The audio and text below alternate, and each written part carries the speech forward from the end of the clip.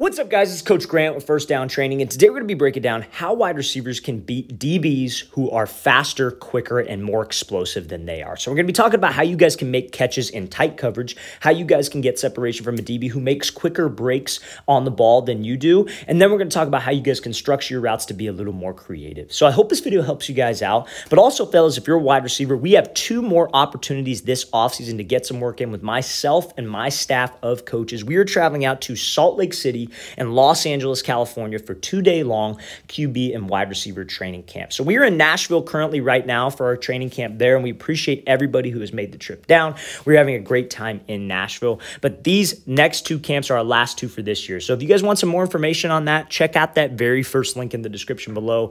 We'd love to have you out. Let's get started with this video. So to beat a DB who is faster than you, I know Tyreek Hill, there aren't a whole lot of DBs faster than him, but you are going to be in this situation where you are running a go ball, and it is going to be very, very tight coverage. So how do you win in this situation, and what do I need to improve on to win in this situation? So let's play at full speed. So this ball is thrown, extremely tight coverage. Now, like I said, Tyreek Hill, I guarantee you, is faster than this DB if they ran.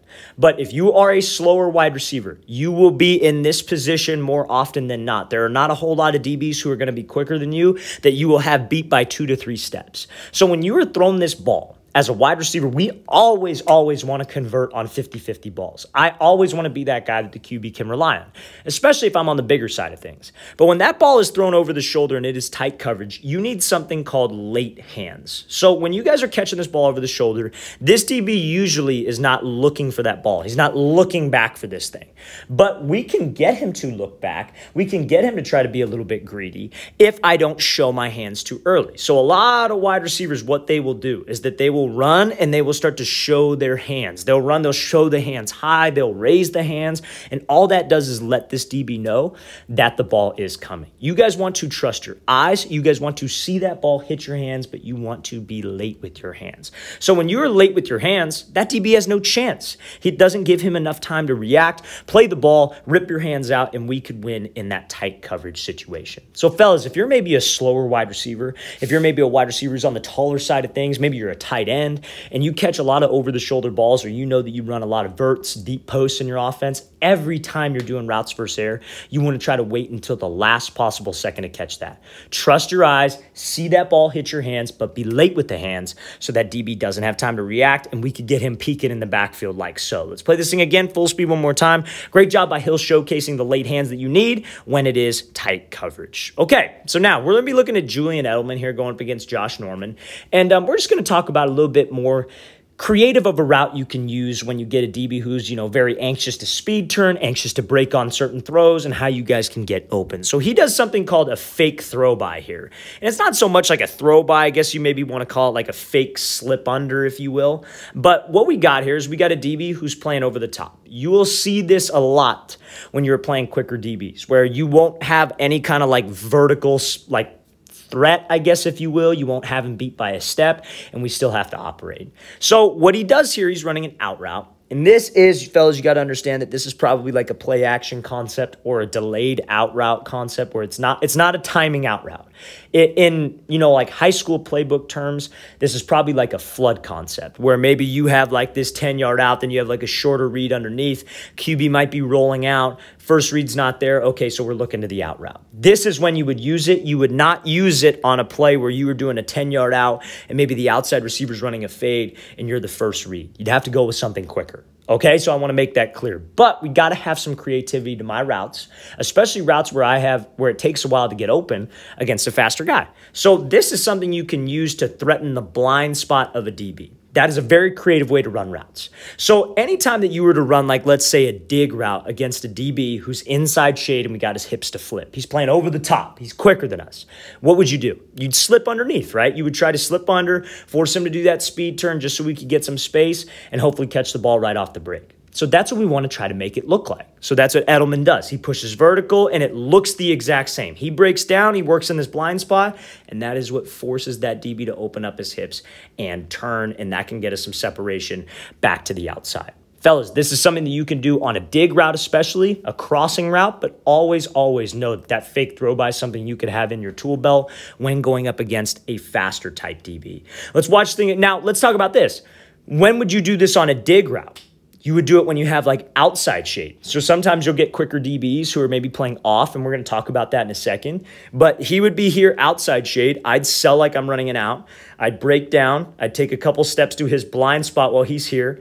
He would speed turn, and then I could get separation. Or he would just hesitate. But fellas, threatening that blind spot on that break is always a great way to get a DB who's over anxious, a little bit quicker than us, who likes to drive on the ball quick to make that mistake and get us a step or two of separation, because that is all we need. Let's play this thing again, full speed one more time. Great job by Edelman here, structuring this fake throw by, selling like it's an in route, and getting that DB to bite so we could win on this out breaking route.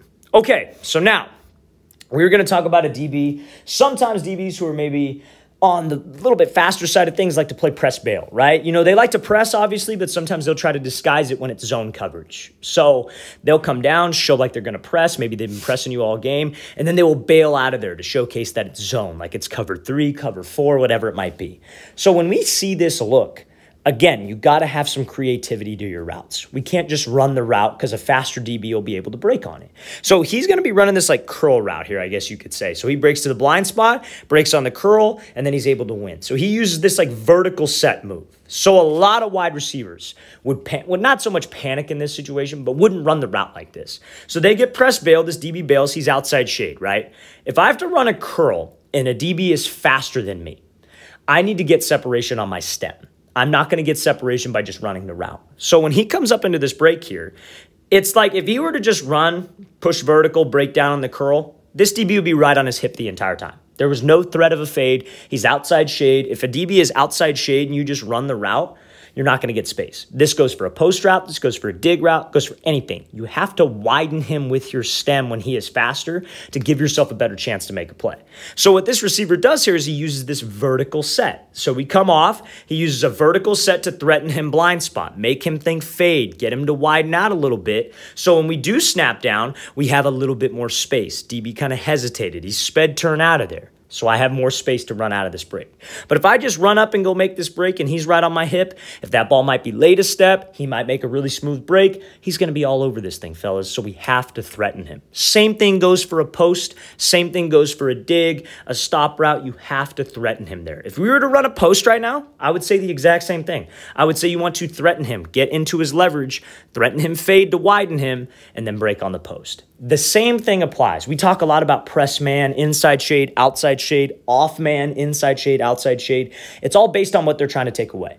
So when he's in this press bail look and he's outside shade, he's trying to take away the outside. He doesn't want you to run there. So to widen him, we have to threaten him where he doesn't want me to go, and that's his blind spot. I threaten him with the fade. That can widen him because he's taught not to give that up, and that gives me more space to the inside. Fellas, we can't just run the route. We can't just run away from the leverage because a faster DB will be all over that thing. Let's play this thing again, full speed one more time. Great job attacking this press bail look from this wide receiver and threatening that blind spot to get separation on this curl. All right, fellas, I really want to thank you for watching. I really appreciate it. If you guys have any questions at all, don't hesitate to leave those in the comment section below.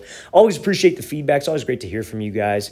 And again, fellas, if you'd like to come out to one of our 2 remaining off-season training camps, we are coming out to Salt Lake City, Utah, and Los Angeles, California on July 15th and 16th, and then July 30th and 31st. So if you guys want some more information on that, check out that very first link in the description below. We'd love to have you out. I'll see you guys next time.